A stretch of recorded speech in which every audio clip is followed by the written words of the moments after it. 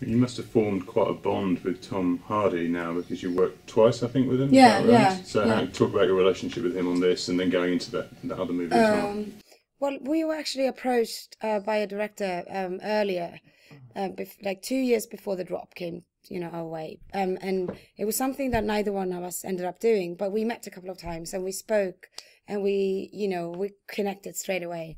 And then we kind of decided to find something to do together. So we started to, I was reading lots of scripts, and I was like, could this be something for me and Tom?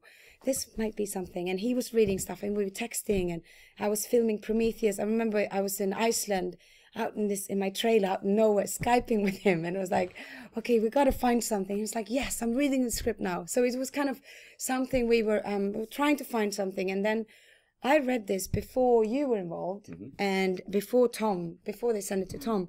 And I loved this story so much, and I couldn't let it go. And I kept kind of emailing Claudia Lewis at Fox Searchlight and David Greenbaum and asking them, like, what is going on with the drop? Where are you? Have you sent it to a director? Have you chosen? Like, who is the chosen one?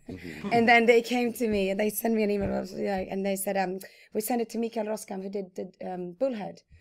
And then, I remember I got goosebumps on my whole body because I was obsessed with Bullhead. And I saw it, and I saw it on a plane. No, I saw it in my house in Hammersmith. And I was supposed to go to a dinner. And I saw it, and I couldn't move. I was like crying, and it destroyed my makeup and everything. And I texted my friends, I'm not coming to dinner, because I had to stay in that, the feeling of that movie. And I couldn't stop thinking about it. So, I already wanted to work with you. And then, and then they wanted Tom, and I texted Tom, and I was like, I read the script, it's brilliant, you're going to love it. And he was like, tell me about it. So I was texting him this long text about the script. And then he was working, he was filming, and I went to Brussels and I met you, and he was texting me, how is he? Will I like him? I was like, yes, you're going to like him. He was like, okay, good. Do you remember that? I was like reporting back to Tom while we were talking. Yeah. So you have a very close relationship then? We're good friends. It seems like these characters, the character you're playing in Elizabeth Salander and this character in this, very similar in the sense that they both suffered abuse. But react to it in very, very different ways. Yeah. Did you identify that when you kind of went in? And of course, yeah. And I find I've always been drawn to people with cracks inside.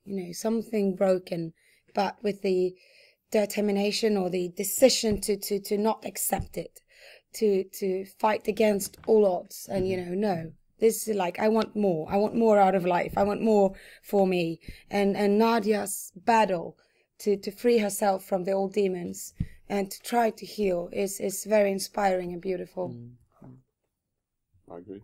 And as you said at one point, you described her as a broken angel. There was like one scene that was not in the script that we between me and Matthias. Well, they had that one also in the kitchen. Yeah, that we improvised, and there was something I felt that we needed. There was not like a missing piece, and we started to talk about it, and then when Matthias came to Brooklyn, I was like, okay, nice to meet you. I think you're amazing. Let's talk about there's something we need to do. Yeah. We're on a mission, and then we went back and forth, and we kind of decided to try to improvise the scene, and we did 4 takes, and that was it. And then the importance of it was also that even if we were not sure yet if we were going to use it in the film, it was important for the actors to understand each other, because you cannot just have 2 people walk in a bar and pretend they have a history if you do not have a history to develop.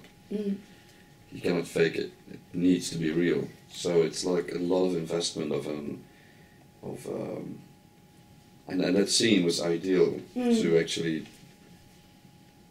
discover and to develop that relationship. Yeah, because it's everything and I made it real. It makes it believable that they know each other, so they know you have a reference. There's a story behind it. And so who's more intense to work with, Tom Hardy or Matthias then? Me. No, I'm kidding. I think they were very intense in different ways, and also because we always get like stained and colored by our characters, and in this one Matthias' character is more explosive, and Tom is more like in his own, everything goes on inside, he's like just small hinges of what he's thinking, and what's it's almost like it feels like it's a whirlwind, it's a storm inside, but what actually comes out is just like small puffs, you know. And Matthias is much more, you know, violent and aggressive. So I think, you know, depending on the characters, you know, you get formed, and it's kind of, you get very colored by it. So depending, and same for me, like depending on what kind of character I'm playing at the moment, that will kind of affect me as a person. So now when we work together, I was very much the glue between everybody, and like I wanted everybody to have, you know, a good time, and, you know, how are you? And I was like very caring in a way that I don't care about people normally, no, but no, but more than ever. And I was like, yeah, but I was very much Nadia, because she is that, she has a very loving soul, and for example, like when I did, you know, Prometheus, I felt I became very different from when I did the girl with the dragon tattoo, where I couldn't speak to anyone. I was just in my own bubble, and I was like very annoyed with people, and like, you know, what? No, shut up, just don't disturb me, I'm like preppy, you know. I was really like edgy. So it's funny. So Tom and Matthias in this specific situation would probably be quite different if I was, when I worked with Tom on Child 44, he was very different. But are you able to switch that off at the end of the day though? Like, is that something that you can, or are you pretty much in that mode for the whole shoot? Yeah. You are? Yeah. It affects me, yeah. So which of the characters that you played have you found that it's most difficult to kind of shake off at the end of the day, and also at the end when the film's finished wrapping? And why? I did a movie called Daisy Diamond. It's probably it's the hardest thing I've done, and I think in the end when I finished that film, it was weeks of, I felt like a disoriented, kind of lost in space, hanging loose, not knowing who I was and where I was supposed to go, and I felt disconnected from the world. And I had this weird haircut. I looked like a prisoner, you know. I cut my hair in the film. There's like one take, and I had like cut it all off, and because I don't care what I look like, you know. I can, in movies I can do pretty much anything, but when I'm finished, like after wrap, you just like, then it comes back to you, and I was like looking at myself, my God, I look like it's really ugly actually, and what am I going to do with this now? So that was probably the hardest. So is the blonde hair for something now then? Yeah, I went blonde for Child 44. Oh, right. And then I stayed blonde for a couple of things, and now I'm probably going to go brown next week for Unlocked. It sounds like you're very proactive, like when it comes to people you want to work with, when you feel like scenes are missing from a script. Have you always been that way, or what made you so confident? Was it success or? No. I've always been that way, and when I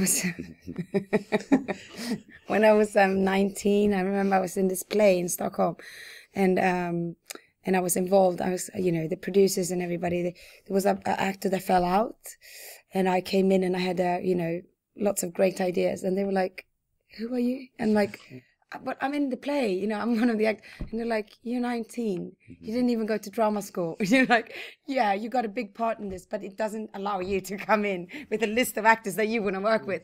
I'm like, but I'm right. You know, these are the best actors for it. And I was actually, in the end of the day, I was the one that actually called the actress that ended up being in the play. So I'm quite, because I don't do it for egocentric reasons. I think I'm quite you know, I do see the whole piece. It feels like, you know, I embrace the whole, it's like a family, or, you know, like a heart, and I want the heart to be functioning in the best way, in a way. So I think it's, and you know, then I want to bring the best people together. And I'm very, you know, if I see something that I like, I remember I saw Bullhead, and I was like, I'm going to work with him. I called my team, and I was like, this is the guy. I promise you, I'm going to work with him. I'm going to find him, and I'm going to make it happen. And they were like, okay. and so far I've been, you know, I don't know. I want you both to put me inside then your first meeting and your first conversations about this film, because obviously you were both bringing a lot, and I want to know what it was you were talking about, and what you said to one another. Wow. Well, I think we talked about life a lot. Yeah. Remember that? Art, movies. And he showed me to his favorite places, and he took me to his favorite bar in Brussels and his favorite gallery. It was work. That is the DP of the film, Nicolas. Yeah, He had an show. exhibition, a show in a gallery in Brussels that they opened for us, just for us. So I was walking around there, and the funny thing is, when I realized, okay, I'm fucked. I need to, we're going to be linked together forever. I'm walking around this gallery, and it's all these amazing pictures. And then I walk up to one. It's a skull, and it's magic. The picture's magic. It's a photo. I'm like, I'm going to buy this. It doesn't matter what it costs. And he's like, I already bought it.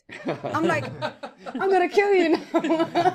And it was like, and it's like everything else. It was probably the only piece that was sold. And he bought it. Yeah. And I was like, okay, we have the same taste. Yeah.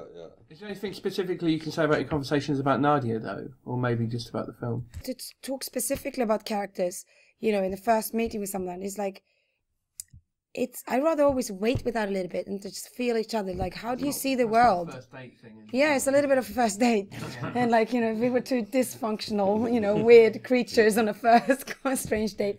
No, I remember you were talking about your family. I was talking about my family. Yeah. You told me about art school and how you started, how your way into films. Mm-hmm. And I could hear like Ridley a little bit. Like, Ridley also started. He came from art school, from that angle. So we talked a lot about like, filmmaking and which films you like. What did you grow up with? And what's your favorite films? And I'm like, I'm a Tarantino fan and I like, these actors and, just like kind of, feeling each other a bit. Yeah.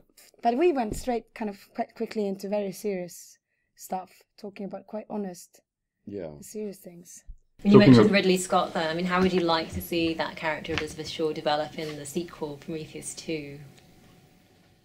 Wow. Well, I think she's, I can't wait to go back into it and try to see if she can get some of her questions answered. She has a lot that she wants to know. What questions do you want to see answered yourself as an actress? Because you said you've got strong opinions about things. Yeah, I would like to. I think it's conflicts between religion, her religion, she believes in God, she has a faith. And like the darkness, good and evil in a way, I think, and how yourself, if someone breaks your heart, it's a good way, it's an easy way to, you can start to excuse yourself for, if you start to close your heart, then you will become brutal and then you will allow yourself to actually harm other people. Because, it's interesting when I saw one of the Star Wars films with my son and, it's the one when he becomes Darth Vader. I'm not familiar with the different one. But he said to my son, we saw the film and he was like, wow, that's what love can do to you. He was so vulnerable and so open. But when he thought he was going to lose the woman that he loved, he signed with the dark side because he wanted more power to protect her. But he did the wrong, he made a wrong decision because then his heart was lost already. He did protect her, but he lost her. And he's like, that's what love can do to you, right? Because it's like when you're that vulnerable. And we talked about like, and I think that's something that Elizabeth Shaw is struggling with. She lost everything now. What side, where's she going to go? That's my thoughts. If you don't have anything left of what you were fighting for, where will you go? I suppose we should talk about James Gandolfini, who, that's a wonderful actor and a great man. And how was it to work with him? Fantastic. He was someone that was very inspiring to everybody because in a way that he showed he's a great James Gandolfini, but he would never rely on his experience. It was like walking in, bringing Cousin Marv was as if it was his first part ever. It was like from scratch, and not just a guy with tricks. He would really question. Me about the character and I love to do it and himself. He was he was not the man would think like I'll show you how it goes. No, he was very you think like it was he had a lot of doubts about what he was doing, but then of course first and then the action is and then he's just boom and then it just happens.